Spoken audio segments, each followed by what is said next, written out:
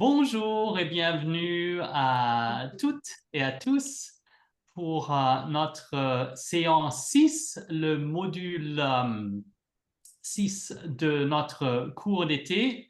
Et je vais ici mettre les diapositives en ligne, comme ça tout le monde peut les voir. Et avant de commencer avec quelques questions logistiques, j'aimerais quand même bien poser la question à toutes ici. Avez-vous des questions, problèmes, suggestions? Et je vois que Kesso lève sa main. Allez-y, si vous avez une question. Bonjour, je voulais... Allô, professeur Arnold, Bon, c'est bon, par rapport au niveau de la négociation. Vous savez, vous avez mis en ligne un exercice pour la négociation. oui, Maintenant, ce devoir, normalement, on doit le faire par groupe. c'est ça, oui. Oui, c'est ça. Tout à fait. Maintenant, c'est quand on va le faire ou bien il faudrait qu'on désigne des groupes. Après, on s'associe, on fait. Je ne sais pas comment on va procéder, quoi. C'est une très, très bonne question et je suis très content que vous ayez la posée là parce que, Mhm. comme j'ai dit auparavant, l'important, c'est donc la pratique. Et donc, pour s'améliorer dans ses compétences de négociation, des résolutions des conflits, je vous ai proposé quelques exercices qu'il faudra qu'on fasse dans un groupe ou au moins avec une autre personne. Cette personne de préférence, bien évidemment, serait bien qu'elle soit de votre groupe, de la LGP, parce que vous allez tous travailler en équipe, tous travailler ensemble, mais je suis aussi conscient du fait, comme vous l'avez dit, Kesso, que on ne peut pas toujours être au même endroit au même temps. Et donc, ce que je vous propose, donc, c'est si vous n'arrivez pas à, par exemple, prendre un petit quart d'heure, ça prend pas beaucoup de temps, même 10 minutes ou 5 minutes, si tout le monde se prépare en avance et par exemple, vous avez 10 minutes avant que la séance, la réunion hebdomadaire de la SGP commence, là, par exemple, ça serait génial que vous preniez ce petit temps et vous faites l'exercice ensemble. Je sais très bien que on est tous des êtres sociaux et on aime bien papoter un peu, de voir ce que l'autre personne a fait toute la semaine ou le week-end. Il y a temps pour ceci aussi, mais je pense que ça serait bien si vous prenez un peu de temps après la séance hebdomadaire ou avant. Ou bien évidemment, si vous n'avez pas de partenaire au sein de la LGP parce que vous êtes tellement occupé, prenez votre famille, prenez votre soeur, frère, enfant, mari et faites l'exercice ensemble. Donc ça, c'est plutôt de vous inciter, de vous encourager de le faire n'importe où et n'importe quand. Donc ça, faut pas avoir une heure fixe et se dire, OK, 3 semaines d'avance, je le fais. C'est plutôt de saisir l'occasion. Est-ce que ça répond à votre question? Oui, ça répond à ma question, mais est-ce que si on le fait, par exemple, parce qu'on a besoin que vous corrigez, est-ce que c'est bien ce qu'on a fait? Est-ce que c'est pas bien? On a besoin de vos commentaires sur ça. Très, très, très, très, très bien. Et donc pour celles qui ont l'occasion, par exemple, d'enregistrer une petite vidéo, on pourra la partager, par exemple, sur WhatsApp. Ah, Ou on pourra la télécharger sur une plateforme sociale. Si c'est par exemple sur YouTube et vous m'envoyez le lien YouTube ou une autre plateforme, donc on va en discuter. Donc je vais créer un petit questionnaire. Comme ça, on pourra voir ce que vous arrange au mieux. Là, je suis tout à fait d'accord avec vous. Le mieux, c'est vraiment d'avoir un petit enregistrement où je puisse après commenter dessus.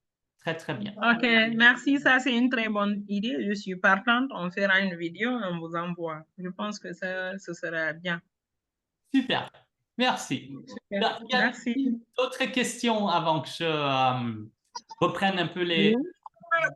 Alors, bonjour, professeur. Oui, allez-y. Bonjour. Bonjour. Oui, vous allez bien? Oui. Bon- bonjour à Madame la Présidente. Donc, pas de Allô? questions.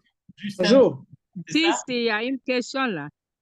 Je Allez-y. voudrais poser une question, mais sur la leçon précédente. Bonjour, Oui. bonjour. Là où vous avez parlé de le pourcentage de la population active sans emploi. Oui. Allô? Oui, je vous écoute. Donc, on est Oui, en train de je parler de voudrais la...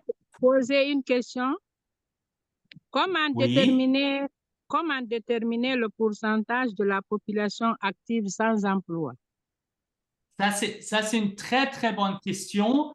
Et comme vous le savez, les sciences dures, comme les mathématiques ou la physique, Oui.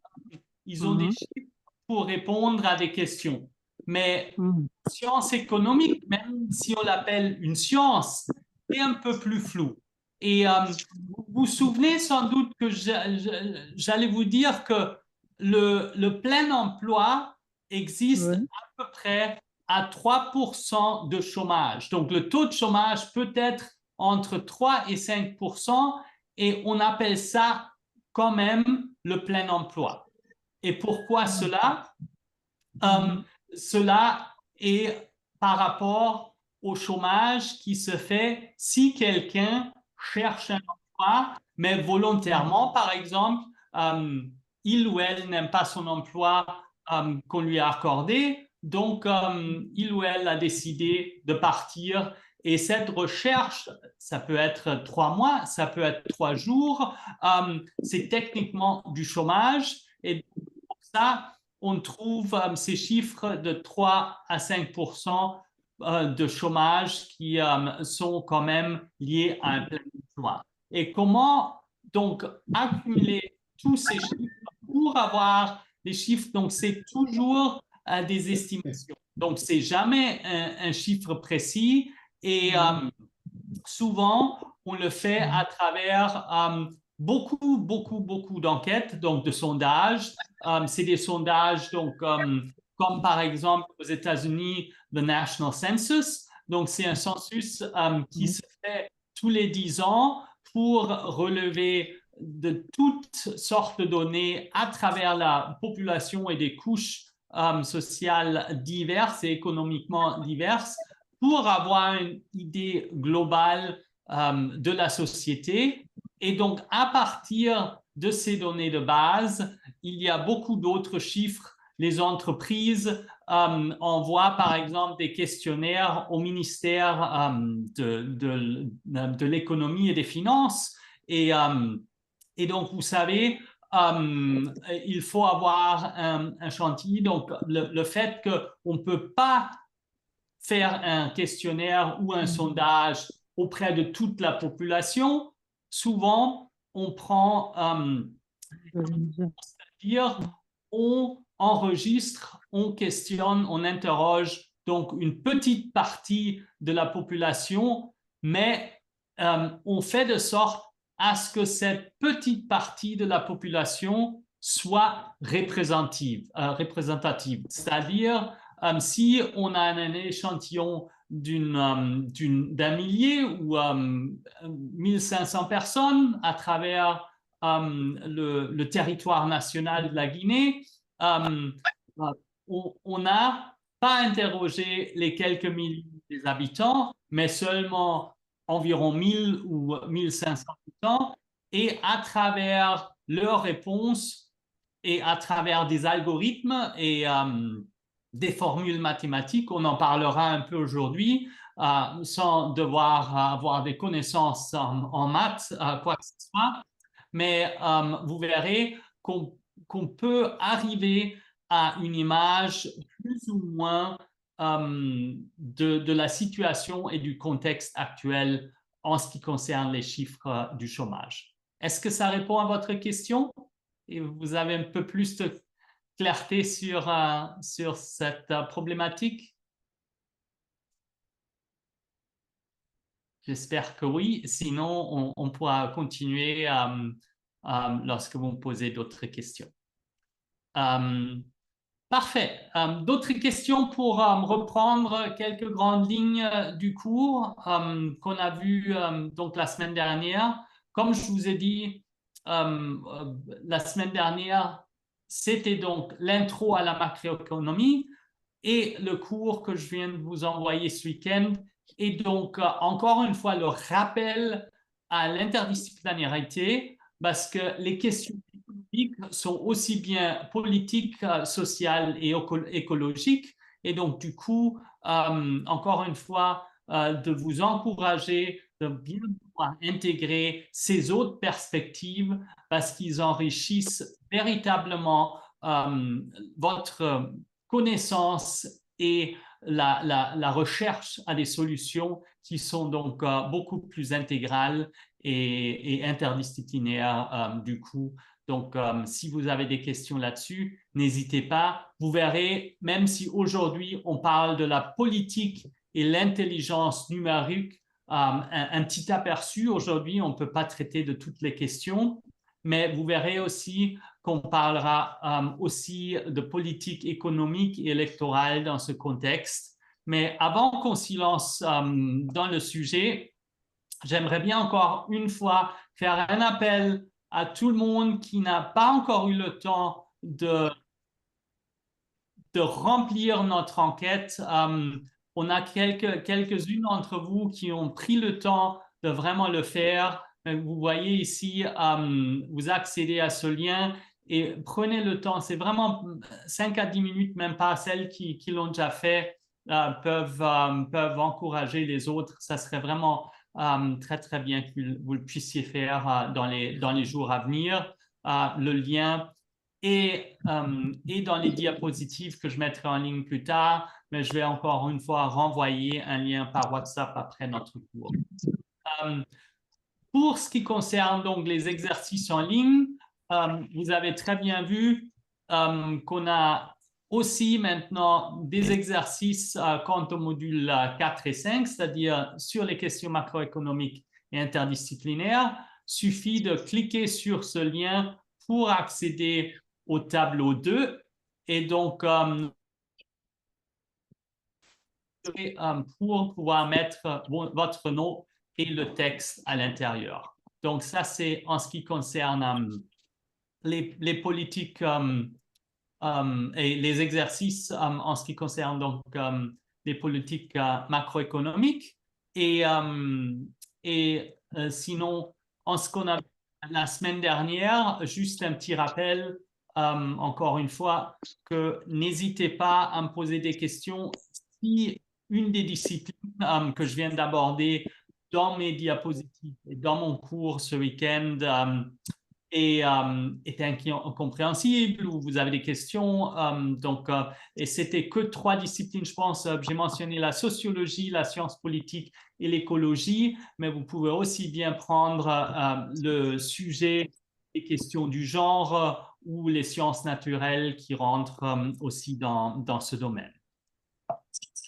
D'accord. Donc, mais pour aujourd'hui, ce que j'aimerais bien faire, c'est de dédier un peu de temps donc, à l'intelligence numérique, donc l'espace numérique, surtout le web, et quel impact a-t-il à travers le champ politique, c'est-à-dire les politiques électorales, la gouvernance donc d'un parti ou d'un parlement, un président, un premier ministre, lorsqu'ils sont en train d'exercer leur mandat. Donc, l'objectif, c'est vraiment de mieux comprendre quel impact ou quelle influence ces diverses technologies, surtout numériques, ont sur le paysage politique en général. Et on parlera un peu aussi donc de cette intelligence numérique. Qu'est-ce qu'on entend par cela et quels sont les défis et quels sont aussi les avantages. Même si on doit être critique sur quelques questions, je pense que c'est aussi important que souvent, ça peut nous faciliter les choses et il faut juste savoir comment les saisir. Et donc, j'aimerais bien commencer par une petite mise en scène par le contexte historique. Et tout le monde peut voir l'image en bas ici avec un graphe, une ligne. Donc, c'est un peu une ligne directrice et qui fait la chronologie de l'évolution du web, donc d'Internet. Vous avez sans doute entendu parler du web 1.0, 2.0 et maintenant on est à 3.0 où ça s'appelle tout court le web 3.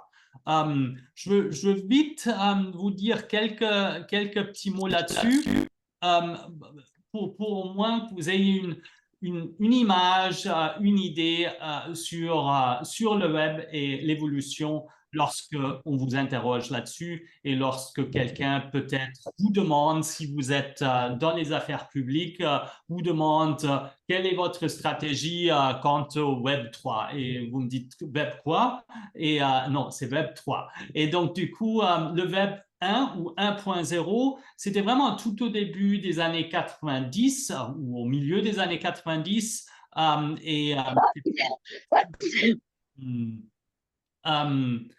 vous avez vécu cela, mais le fameux dial-up, c'est-à-dire il fallait mettre son téléphone, on n'avait pas la ligne téléphonique, mais on avait soit le web, soit la ligne téléphonique.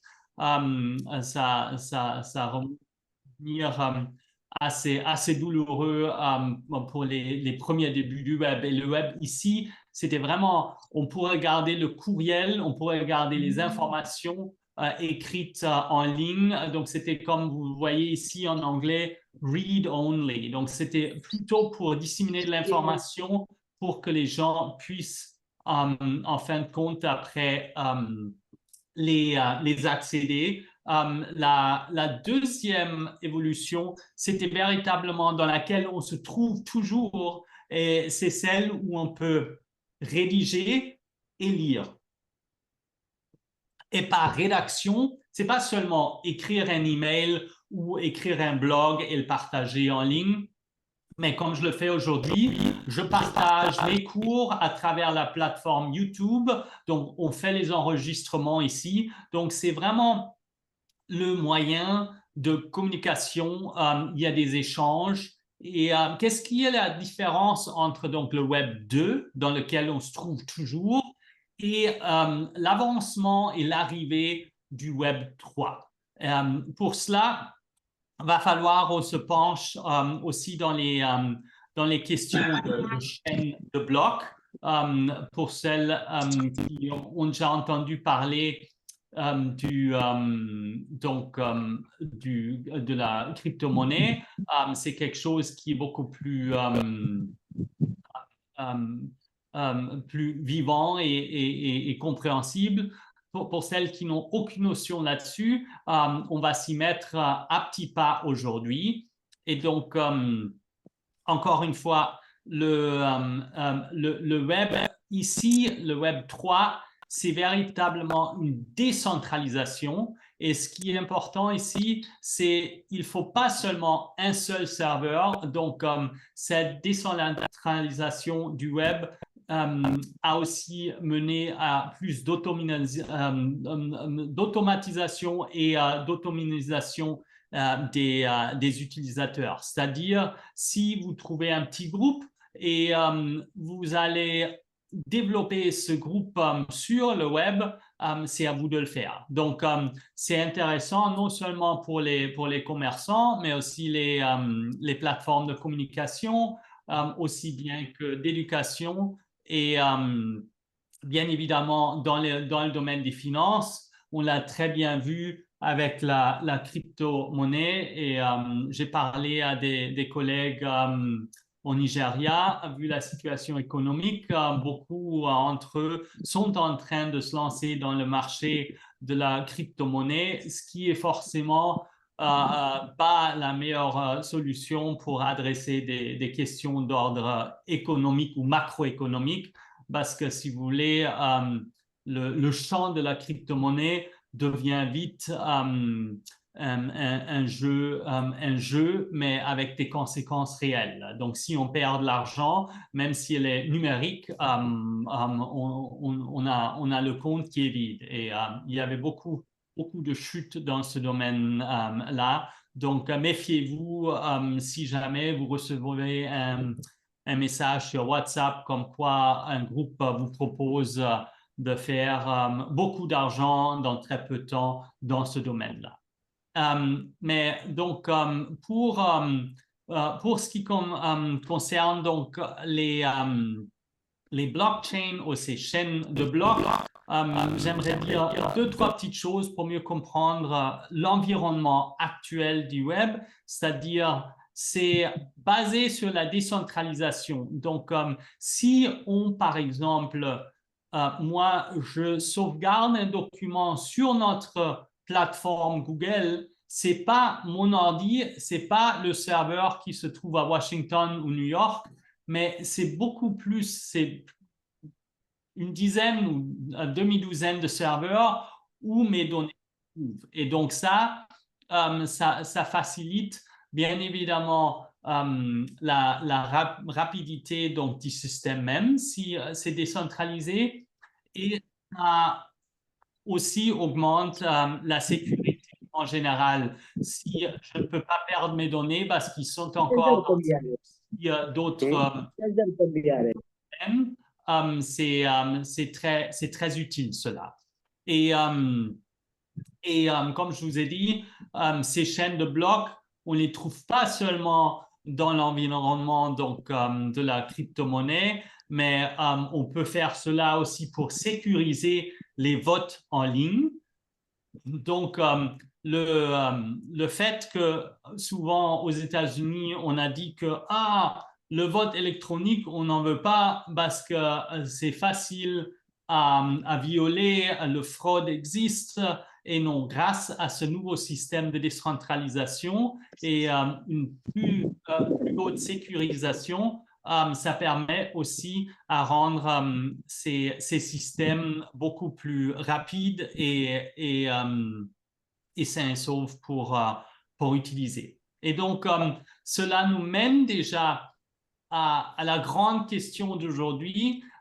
Quel est donc le rôle de ces technologies numériques, notamment à travers toute la politique? Et vous voyez ici une petite image, un petit graphique qui illustre ici, c'était autour de la campagne présidentielle en 21-22 en France. Et ce que les chercheurs ont fait ici, c'est de regarder comment l'usage d'une plateforme sociale, des médias sociaux comme par exemple Twitter ou X en ce moment, on voulait savoir quel impact cet usage a ensuite lorsqu'il y a un sondage ou une enquête nationale pour mesurer le pouls de la société et forcément aussi du candidat. Et vous voyez ici que certains d'entre eux, comme par exemple Macron, mais également Éric Zemmour, lorsqu'ils ont mené des campagnes électorales en ligne sur des plateformes comme Twitter ou X en ce moment, ça a eu un effet positif parce que les gens arrivaient à retenir qui c'était, et vu qu'ils ont suivi les infos, les détails disséminés sur ces plateformes, ça a eu un impact. Donc, qu'est-ce que ça veut dire pour nous? Si vous faites partie de la LGP, à vous aussi de créer un forum, de créer une audience donc pour vos cas pratiques. Donc, si vous avez une campagne électorale, si vous avez une campagne de sensibilisation, ici, vous pouvez le faire de manière ciblée et vous pouvez avoir un impact assez important. Mais sachez que ces campagnes en ligne sont toujours liés véritablement à une continuation. Donc, il faut persister parce que aussi vite qu'on gagne des voix, qu'on gagne des gens qui suivent vos messages, aussi vite on peut les perdre aussi parce qu'on n'arrive pas à mettre du contenu en ligne. Et comme je viens de le dire tout au début, ces algorithmes, donc structure dans laquelle on a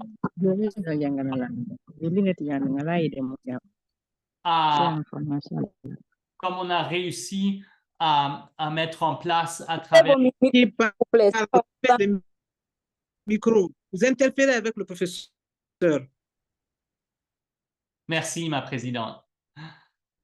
Donc, je disais que ces algorithmes qui sont à la base d'une plateforme sociale véritablement jouent un rôle si vous êtes très active, si vous avez aussi parmi votre audience des gens qui vous suivent qui ont aussi une certaine réputation, notoriété, c'est-à-dire là, ça peut aussi avoir un impact là-dessus. Et je veux juste me référer sur quelques cas clés que vous connaissez tous. C'était vraiment le printemps arabe ou encore le mouvement MeToo. En France, il a été changé Balance mon port. Je ne sais pas si en Guinée, vous aviez eu aussi une campagne MeToo et si c'était le cas, vous avez utilisé le MeToo ou vous avez utilisé le mot français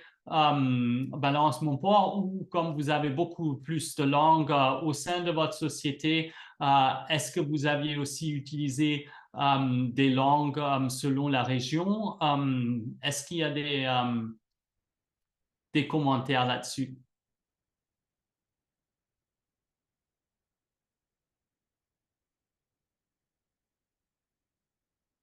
Pas de remarques là pour l'instant. Songez-y, on peut y revenir, il n'y a aucun problème là-dessus. Donc, ces campagnes avec le fameux hashtag sont importants et il faut savoir les utiliser. Donc, comme je vous ai dit, ici encore une fois, les algorithmes sont donc une suite d'instructions ou opérations destinées à résoudre un problème ou à accomplir une tâche spécifique. Et ça, c'est quelque chose de très, très...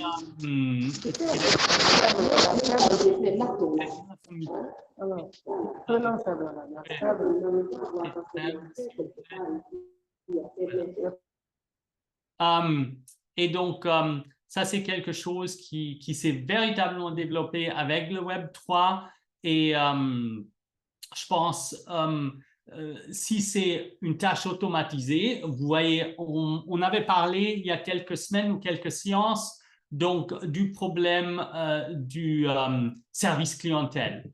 Que quelqu'un avait été licencié parce que le robot, c'est-à-dire l'intelligence artificielle, va remplacer l'individu et c'est beaucoup plus frustrant parce que l'intelligence artificielle, même si elle a l'air d'être infiniment plus patiente ou plus rigoureuse dans tout ce qu'elle fait parce qu'elle est programmée, elle est souvent un cul-de-sac parce qu'on a une question et le robot, donc l'assistant artificiel, n'arrive pas à résoudre la question. Et je pense qu'on a toutes eu cette expérience-là et c'est très, très frustrant. Mais vous savez que, comme on le voit ici sur le diapositive, cette utilisation d'intelligence artificielle se fait à travers beaucoup de domaines, la socio, l'économie, bien évidemment dans la circulation, donc le trafic, et si c'est dans l'environnement de la production, dans les usines, les robots, qui ont aussi remplacé les ouvriers.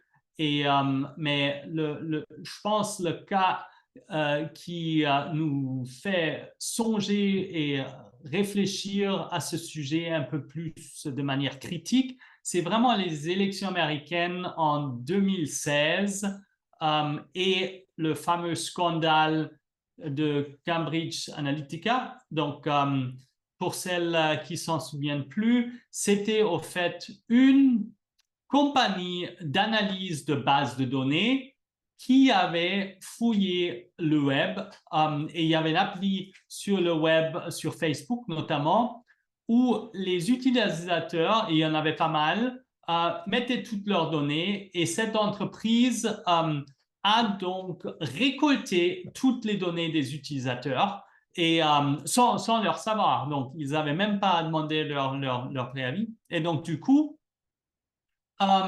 ces données ont été utilisées par Trump et d'autres des partis républicains pour mener leur campagne présidentielle.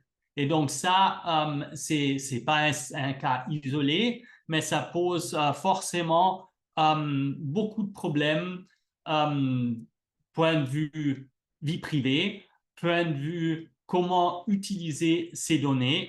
Et comme vous le voyez ici, c'est vraiment les défis à surmonter avec l'âge de l'intelligence artificielle et donc cette intelligence numérique, c'est vraiment la désinformation. On peut manipuler les électeurs.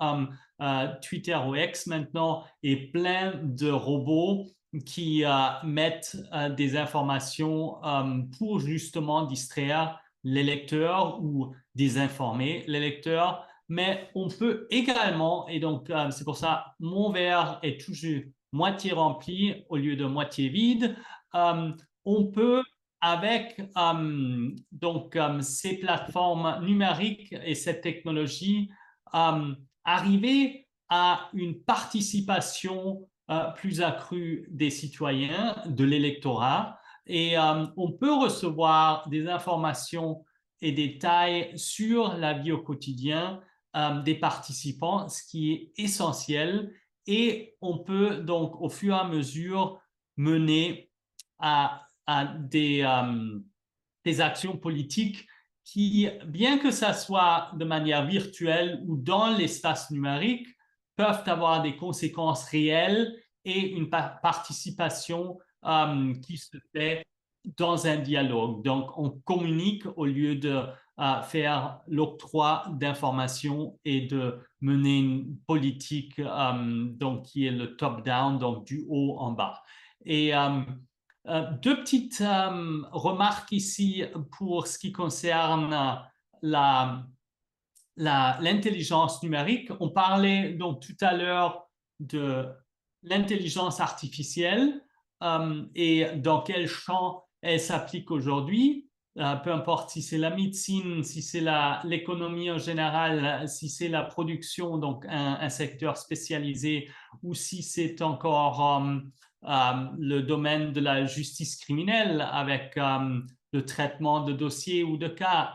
Donc ici, il faut faire les différences entre l'intelligence numérique qui est, si on veut dire, donc en gros, l'ensemble donc, de la capacité de comprendre et utiliser et interagir avec toutes ces technologies numériques et tout cela d'une manière critique, éthique et efficace. Donc ça, c'est vraiment l'ensemble, comment nous, les êtres humains, sont en train d'interagir avec ces nouvelles donnes et ça peut inclure par exemple toute compétence technologique, donc quelqu'un qui sait utiliser un ordi, qui sait utiliser une nouvelle technologie a beaucoup plus de fortes chances pour réussir professionnellement, mais ça comprend aussi. Et ce que je pense qui est très, très important pour nous, c'est la littératie numérique. C'est-à-dire, on doit devoir se rendre compte s'il y a des informations sur les plateformes on doit savoir quelle est l'ampleur ou quel est l'impact de toutes ces technologies. Et donc, faut véritablement créer une pensée critique autour de ce phénomène. Et en plus de cette pensée critique, faut également développer une citoyenneté numérique. C'est-à-dire, si on est dans un bled perdu, on a moins accès que quelqu'un d'autre qui habite près d'une route nationale ou près d'une grande ville. Ça ne veut pas dire qu'on n'a pas droit à participer à la vie publique. Et donc ça, vous verrez dans un instant quelques exemples que je vais vous montrer. Et il y a quelques gouvernements qui le mettent en place aujourd'hui et d'ores et déjà sont en train de développer cette citoyenneté numérique. Et bien évidemment, comme je vous ai dit tout à l'heure, grâce à ces chaînes de blocs, tout est plus sécurisé, en théorie au moins. Et bien évidemment, abus existent, mais l'idée, c'est vraiment de forger ça à travers un environnement qui permettra à plus de monde d'y accéder. Et donc, juste quelques outils ici pour l'intelligence numérique, c'est donc le big data et l'analyse de toutes ces données, des logiciels et donc plateformes en ligne ont facilité ces choses-là. Et c'est surtout maintenant utilisé à travers des campagnes électorales. Et donc, si vous voyez ces coffres que les hommes et femmes politiques sont en train de cueillir la collecte des fonds, c'est donc pour investir dans des analyses numériques, pour voir que l'électorat est plus favorable à leurs idées, dans quel endroit faut-il avoir une présence réelle au lieu d'une présence virtuelle à travers le web ou à travers la télé. Et encore une fois, ces chatbots ou ces robots pour communiquer certains messages politiques. Je suis sûr que vous avez déjà réussi des courriels dans votre boîte qui vous adressent avec votre nom, qui emploient un langage qui est proche soit à votre fémininité, soit à votre profession, soit à votre niveau ou environnement culturel. Et ça, c'est tout fait à travers donc, des grandes plateformes et les grandes logiciels analytiques. Et donc, pour justement en conclure avec quelques exemples, et j'aimerais bien savoir si vous avez eu des expériences de cet ordre ou que si cela est tout nouveau. Si vous n'avez jamais entendu parler de cela, il y a ici quelques jolis exemples. Si vous en voulez plus, je peux certainement vous en fournir. Mais c'est vraiment comment les gouvernements arrivent-ils à intégrer donc ces technologies numériques. Et encore une fois, n'hésitez pas à me poser des questions, mais le pour et le contre existent et on n'a pas encore le verdict si c'est toujours pour le bien ou si c'est un paquet mixte, si on veut, avec les pour et les contre. Et ici, par exemple, le Danemark, un pays phare dans l'Union européenne, ils ont véritablement digitalisé ou numérisé leur système ou réseau social. Et donc, tout se passe en ligne et tout service que le gouvernement rend aux citoyens se passe à travers donc des portails électroniques et à un tel point où, vu que le domaine de la santé publique et donc la santé publique elle-même coûte très très cher avec les réseaux d'hôpitaux, les médecins et donc un État qui doit tout couvrir et qui se trouve souvent d'un point de vue budgétaire des chiffres qui sont rouges. Donc la télémédecine est véritablement une avancée technologique qui permet au moins à travers un réseau de médecins et de spécialistes, d'avoir une diagnose du patient qui coûte moins que le fait que le patient doit se déplacer et doit avoir un spécialiste à travers plusieurs États, et parce que le spécialiste n'est pas sur place ou dans les environs. Et cela est aussi vrai pour donc d'autres services. Si on prend les Émirats arabes unis, ici, ce qui est intéressant et qui me paraît aussi un peu bizarre, mais un gouvernement, si les gens sont heureux, ils ne se plaignent pas, et le gouvernement peut faire ce qu'ils ont à faire. Et ils ont véritablement un système pour mesurer donc si les citoyens sont satisfaits à travers donc les services offerts dans l'espace numérique. Et ce qui m'étonne pas aussi, le dernier exemple, par exemple, la Finlande, comme je vous ai dit, la circulation, le Smart Traffic Management, où on utilise l'intelligence artificielle pour justement optimiser le trafic et pour qu'il y ait moins d'embouteillages. C'est véritablement problématique. J'étais sur place à Conakry. S'il y a juste une artère, une infrastructure que tout le monde doit utiliser, on ne peut pas faire de déviation. Ici, où j'habite à New York, vous savez sans doute que dans les années 50, il y avait beaucoup de lobbying donc de l'industrie automobilière, et donc l'État et les États au niveau donc fédéral ont beaucoup construit d'autoroutes, et ça se voit aujourd'hui. Il y a plein de routes partout, quelques-unes vont nulle part, mais pour la plupart on peut tourner en rond, on peut prendre la deuxième route.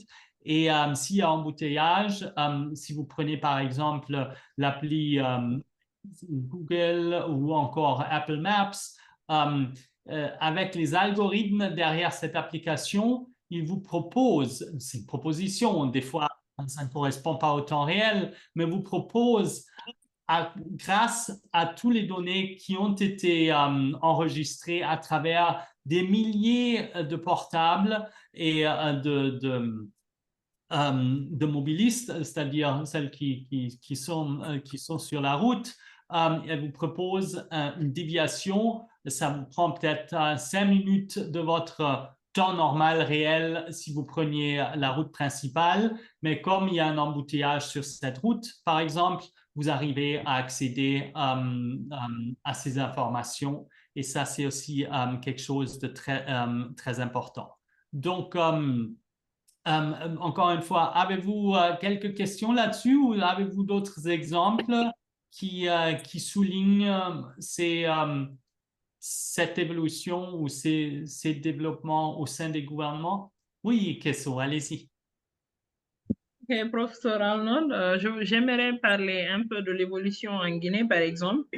Et on n'a pas eu on n'a pas eu des avancées sur les élections d'abord, mais par exemple, le gouvernement guinéen, maintenant, si tu veux intégrer la fonction publique, en fait, tu fais ta demande en ligne, tout est digital, les questions, tout le traitement des dossiers se fait en ligne. Tu n'as pas besoin, même si tu viens pour faire ton évaluation, on te donne des tablettes.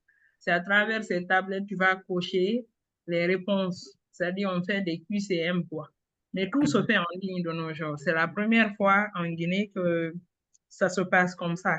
Avant, on ne savait pas, parce qu'avant, il faudrait venir en classe, écrire, mais on a vu cette avancée et je pense que ça va beaucoup.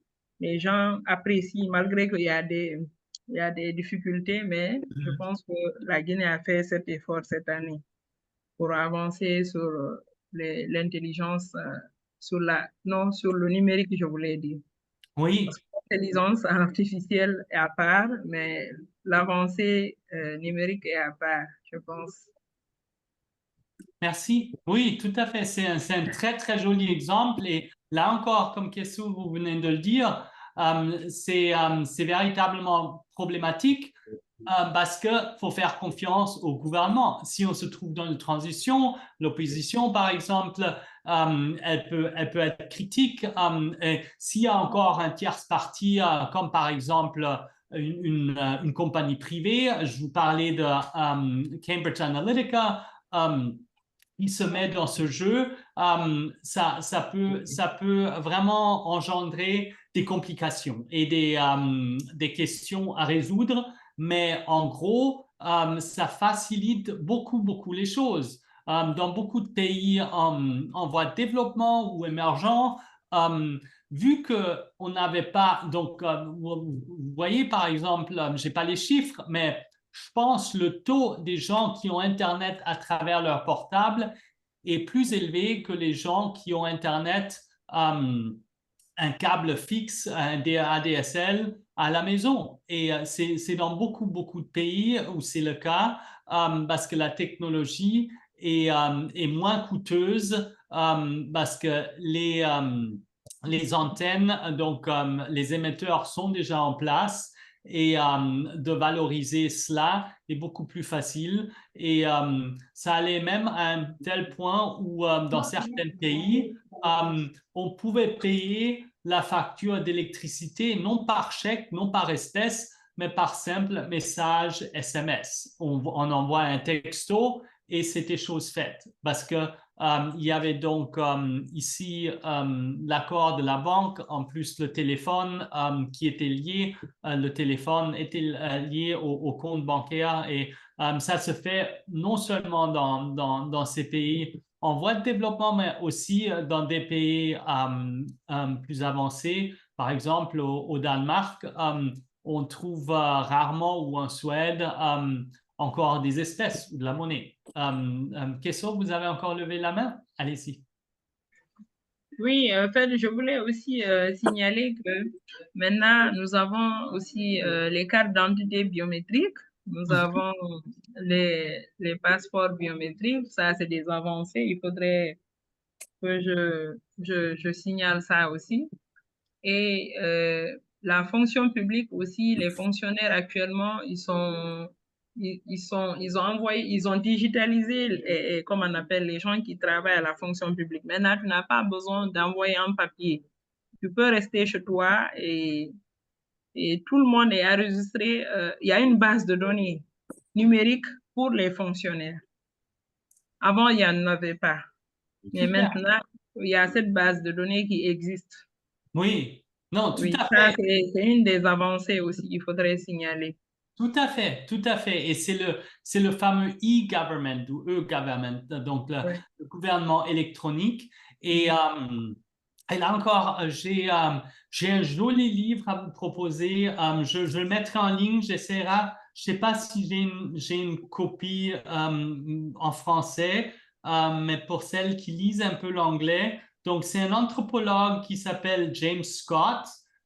Et son livre s'appelle Seeing, comme regarder ou voir, like a state. Donc, c'est-à-dire, il fait une analyse à travers de l'institution de l'État et il montre comme l'État a comme but principal de rendre lisible sa population. Et pourquoi ça? Parce que ça revient en politique économique qu'on a vu ça la semaine dernière.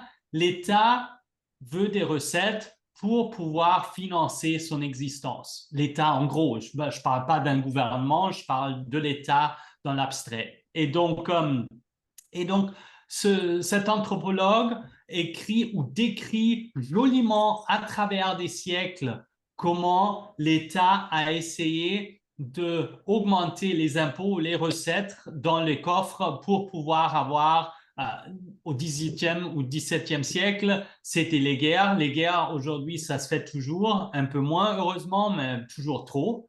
Donc, ça, c'était un joli exemple par rapport à Kesso sur les avancées de ces plateformes et bases de données numériques pour justement avoir une meilleure idée qui sont nos fonctionnaires, qui est notre population. Je vois une autre main, allez-y. Professeur Arnold, moi aussi, je voulais parler par rapport aux avancées. Oui, Dans le même sillage que Tanti Kesso, il faut savoir que l'État est en train de mettre en place un autre fichier pour répertorier toutes les personnes qui vivent en Guinée. Bon, ils sont en train d'appeler ça le PNRAVEC, qui est le recensement à caractère de personnes physiques. Ils disent qu'à travers ce fichier-là, on pourra normaliser les gens. Vous me recevez? oui, oui, oui, je vous entends, je vous entends. Donc, c'est justement D'accord. pour la diaspora, c'est ça, pour les Guinéens qui sont à l'étranger, c'est ça?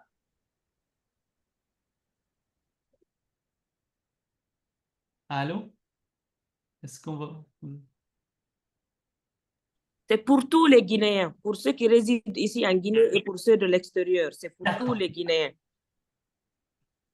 Donc, ils vont faire un recensement global et ils vont répertorier tout le monde. À travers ce recensement-là, ils vont à chaque fois faire ressortir le fichier électoral dans ce recensement. Parce que maintenant, ils vont régulariser à chaque naissance. La naissance sera directement enregistrée sur le fichier. À chaque fois que la personne a 18 ans, elle quitte du fichier à caractère personnel pour venir au fichier électoral.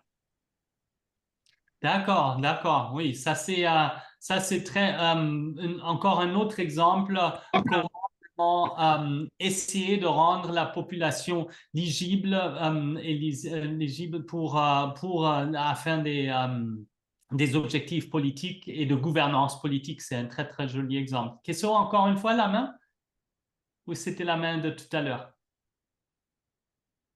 Alors, c'est bon, ça c'est bon, c'est une bonne nouvelle. C'est une nouvelle que je viens de.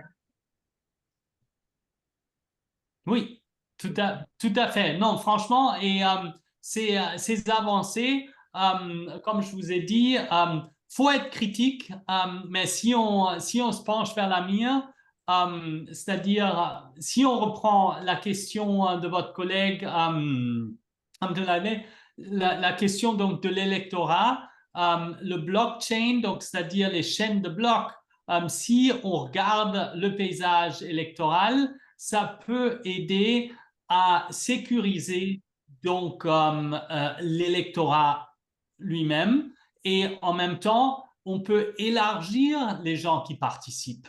Et les IoT, c'est une abréviation pour Internet of Things, le web des choses. Et c'est-à-dire, comme je vous ai montré tout à l'heure, avec les différents domaines dans lesquels les gouvernements s'engagent dans le numérique. Donc ça, c'est vraiment un domaine qui est en pleine croissance. Et bien évidemment, le plus grand défi ou la plus grande inquiétude qu'on a à travers cette évolution en général, c'est vraiment comment protéger nos vies privées. Et ça a été vraiment un problème dès le début, dès qu'il y a intégration ou interactivité au sens public, combien de mes données puis-je donner au gouvernement, à une entreprise ou à mes voisins et comment donc en même temps peut-on donc sécuriser ces données pour qu'ils ne tombent pas dans des mains des tierces parties qui en abuseront, c'est-à-dire le numéro de sécurité sociale, un numéro de compte bancaire, encore toutes les données personnelles et donc ça c'est des choses à en tenir compte et ce que j'aimerais bien dans les quelques minutes qui me restent terminer avec quelques grandes lignes, quelques points de réflexion et comme ça on enchaîne encore une petite discussion d'environ 10 minutes et comme ça, on terminera la session. Donc, encore une fois, pour aujourd'hui, ce que j'aimerais bien que vous retenez, c'est vraiment la croissance énorme de ces technologies et quel est le rôle, quel est leur impact à travers la politique. Et cela, donc, forcément, mène à cette nécessité que nous devrons créer une intelligence numérique, même si je vous ai dit l'intelligence numérique, c'est le tout, comment donc au mieux manifester l'esprit critique à travers toute cette évolution. Je pense ça se fait à travers la littératie numérique. Si vous êtes prêt à vraiment intégrer ces technologies de manière critique, ça c'est déjà un premier pas, mais bien l'usage doit se faire aussi de manière de toute personne, acteur qui l'utilise, que ce soit les gouvernements ou que ce soit donc une firme privée ou même une ONG. Et donc de collecter des données, de cueillir toutes ces données vient avec une responsabilité qu'on doit assumer. Et donc, moi, j'aimerais bien que vous songiez donc pour la prochaine fois et envers notre exercice qu'on aura donc pour c'est important de donc songer comment ces technologies ont-elles impacté la politique au plan national et global, comme on vient de dire, et quels défis quant à l'intelligence numérique qu'on venait d'aborder tout à l'heure, quels sont les avantages? Donc, faites un peu peser un peu les pour et les contre dans ce domaine. Et encore une fois, quel est votre tout cela? Quelle est donc l'importance accordée à la littératie numérique dans tout ce contexte? Et en fin de compte, deux petits ouvrages, ils sont accessibles à travers le web, donc c'est open source. Donc c'est un article qui date maintenant, qui est de 2011, mais je pense c'est une très belle revue donc des pratiques politiques à travers donc la participation en ligne. Donc ça c'est de Laurence Monnier-Smith. Et puis un livre d'Hubert Druveau et Gérard Bernat sur les politiques de développement technologique. Donc c'est la technologie plus généralement, et ils prennent l'exemple du Brésil. Donc ça, pour celles qui ont le temps de pencher un peu sur ces grandes questions-là, n'hésitez pas. Avec cela, donc je termine la séance, mais j'ouvre donc à toute question, si vous avez une ou un commentaire, bien évidemment. Donc, je pense qu'il y a une question à une main et qui d'autre? Il y a plusieurs mains. Je veux lever la main. Oui. Je veux parler un peu. Qu'est-ce que c'est bon? Merci, ma chère présidente. Et Non, vous avez Ok, cité... madame la... Vous avez cité un des inconvénients majeurs tout à l'heure quant à la préservation de nos vies privées. Je voudrais ajouter à cela la perte d'emploi que cause l'avancée technologique aujourd'hui et quelles sont les politiques possibles pour les États pour se rattraper sur cette perte d'emploi. Parce que quand il n'y a pas d'emploi et pas assez d'emploi dans un pays, nous savons quels sont les dommages, les turbulences que ça peut causer. Comme les hommes ne sont pas, les travailleurs ne sont pas au même niveau de formation, on ne peut pas dire formons-les tous à l'avancée technologique pour qu'ils puissent rattraper. Quelles sont les possibles politiques qu'on peut mettre en œuvre pour rattraper les pertes d'emploi causées par l'avancée technologique? Voilà, merci.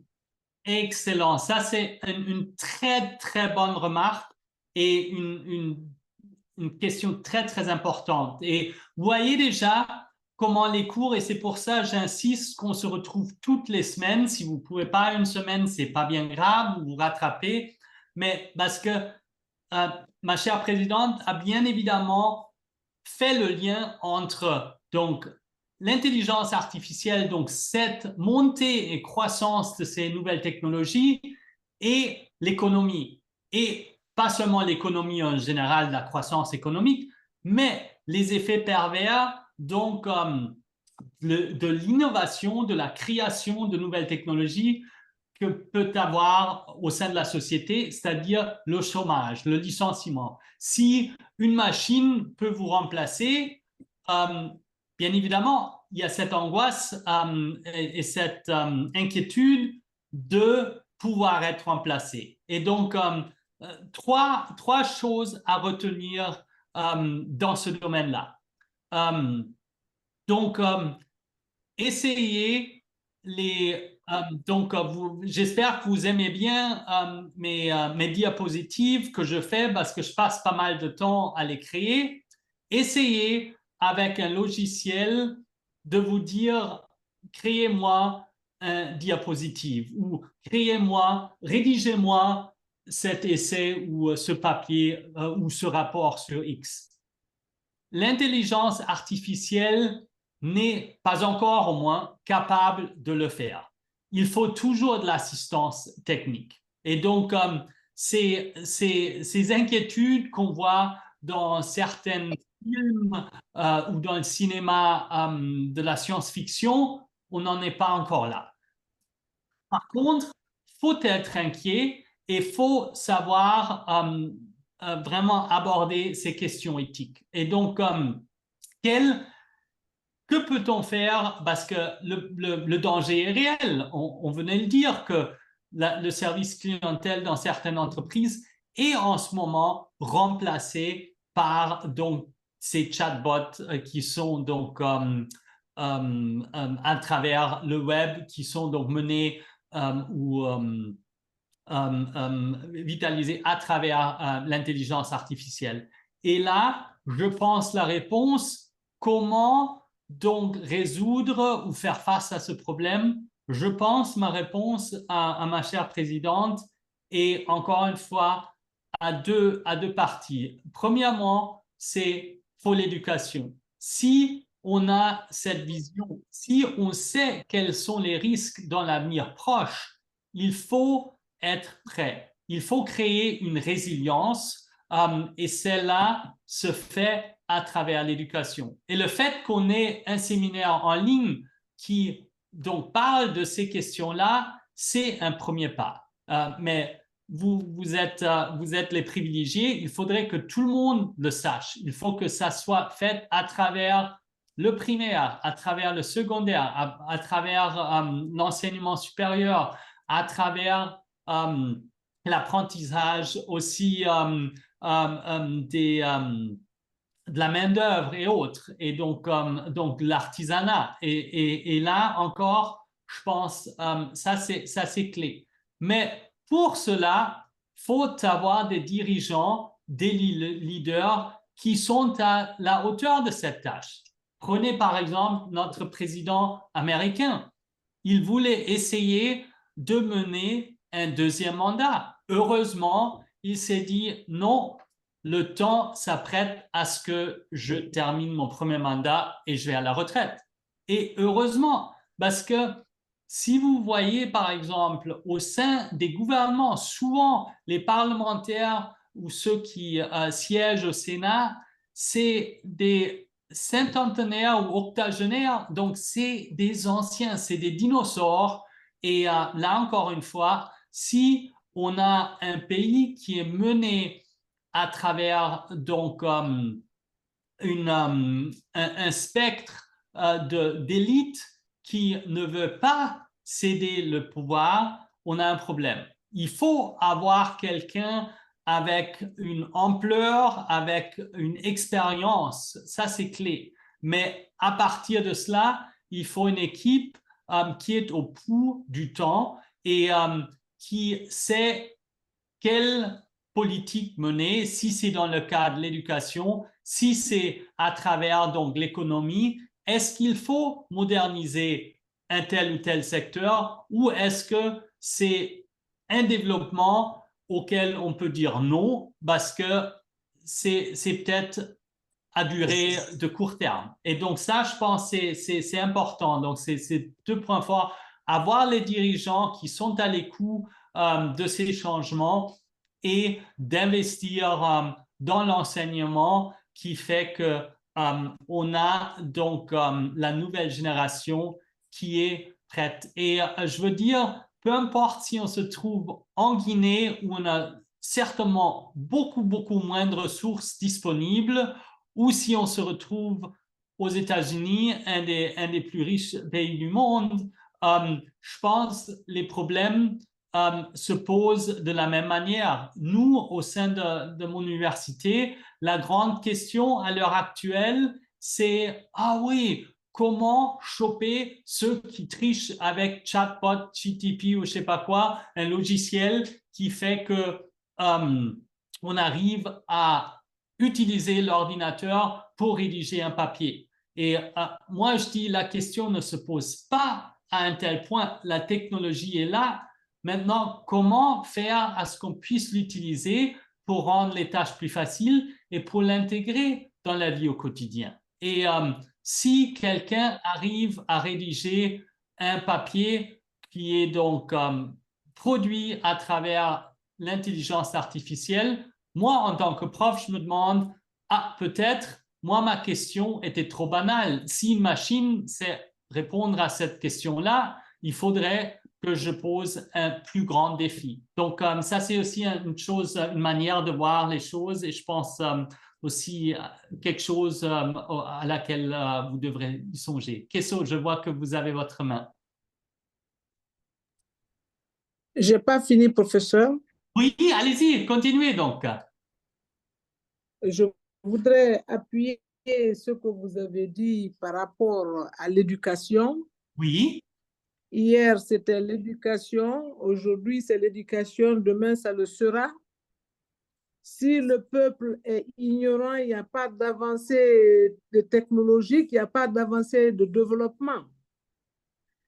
Ce matin, j'étais en train de lire un exemple sur les étudiants marocains qui aujourd'hui sont les plus nombreux à Polytechnique français.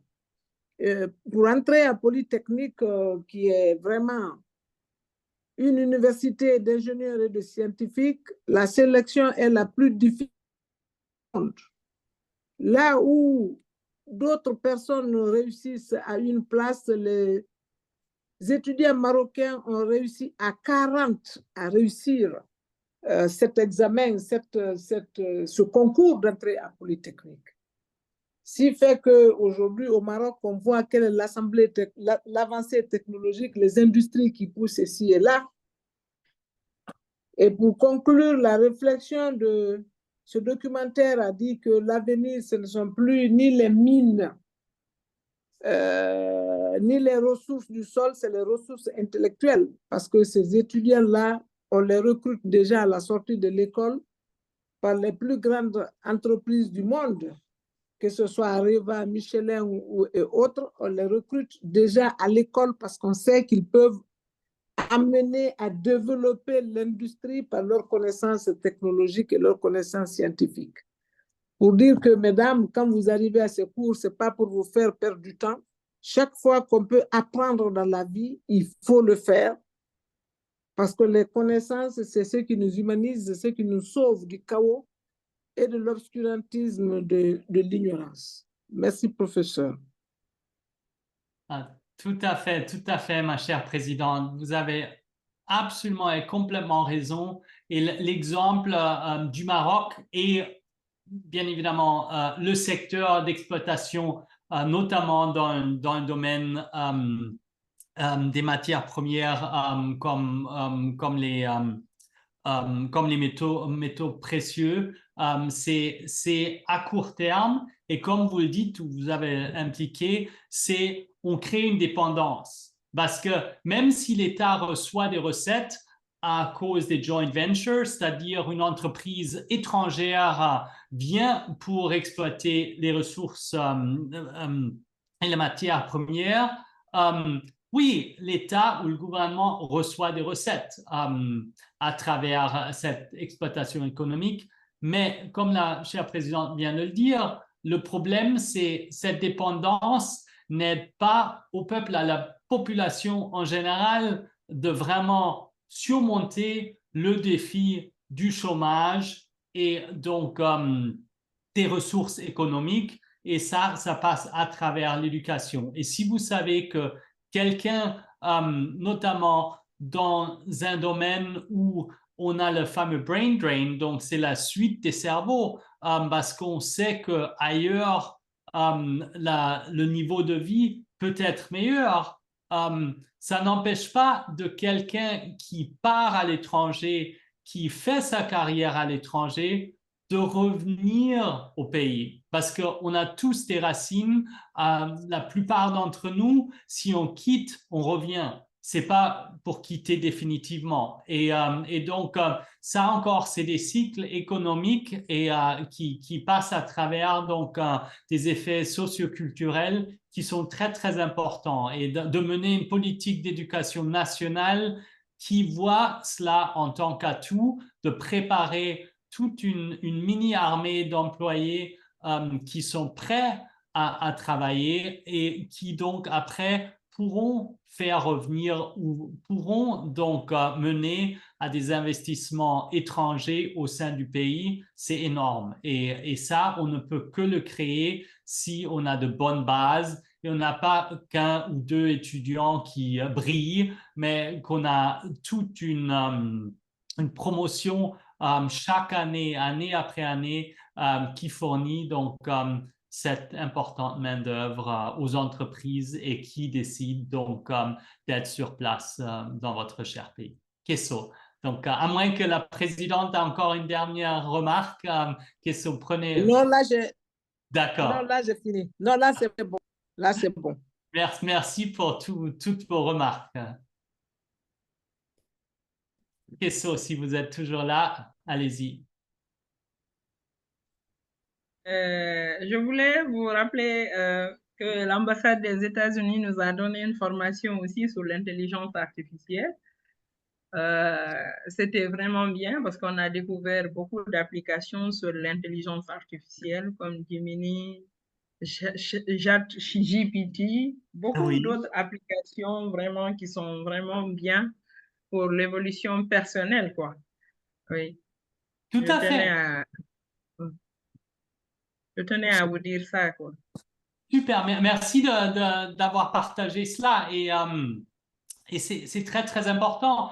Et celles qui n'ont pas eu le temps de faire partie à ces formations, parlez à vos collègues et à vos amis qu'ils partagent toutes ces ressources parce que ChatGPT, c'est un logiciel ou un outil comme beaucoup d'autres. Si on sait en servir, ça peut être très utile, mais cet outil ne va pas faire le travail pour vous. C'est pas qu'on s'installe devant la télé, on regarde son émission préférée, on appuie un bouton et le travail se fait à côté. Non, mais tout à fait, Kesso. Donc, merci encore d'avoir souligné cela. Si vous avez d'autres questions, genre de cet ordre, ravi de bien vouloir vous donner quelques pistes aussi que ce qu'on devrait regarder dans ce domaine-là.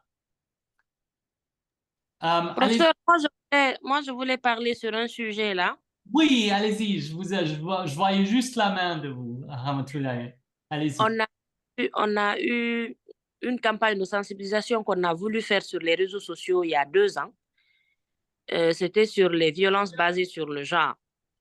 Mais arrivé à un certain niveau, je crois que les algorithmes qu'on a utilisés n'étaient pas, je sais pas, appropriés peut-être parce que vous savez, avec les violences basées sur le genre, il y a des termes que Facebook n'aimerait pas qu'on mette.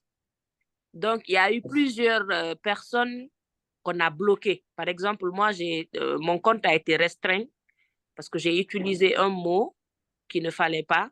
Donc, je ne sais pas comment est-ce qu'on doit contrer ce genre de situation sur les réseaux sociaux quand on veut faire nos campagnes. Ça c'est une très, très bonne question. Et j'ai 2 petits conseils, mais on pourra certainement en parler dès que je reviens au mois de septembre. On dédie un peu de temps à cela. Souvent, parce que le citoyen ou l'utilisateur moyen âgés comme moi, et on est tous pas âgés du tout, mais on a un compte.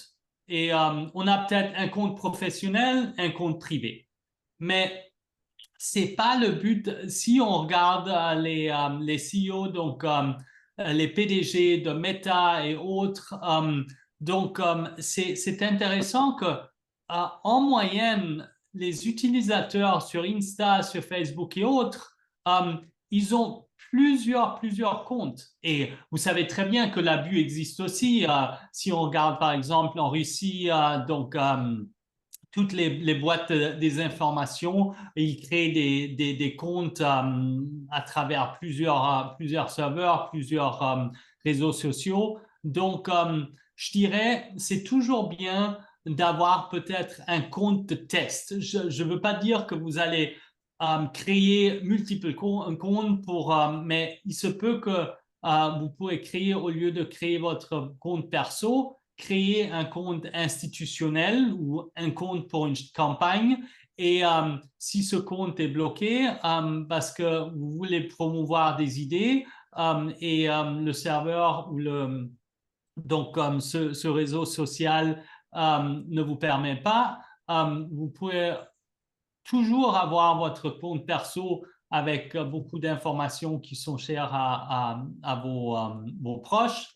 Et ça vous permet quand même d'utiliser donc un autre compte pour mener ces affaires, des fois un peu plus périlleuses vu le contenu. Et donc, pour accorder ou gagner quand même le trafic qu'il vous faut, vous pourrez donc sur votre compte personnel dire voici notre campagne et vous renversez le hashtag ou donc votre compte directement créé pour cette campagne. Donc ça, c'est une des solutions qui pourront aider un peu à résoudre ce problème. J'espère que ça répond à votre question.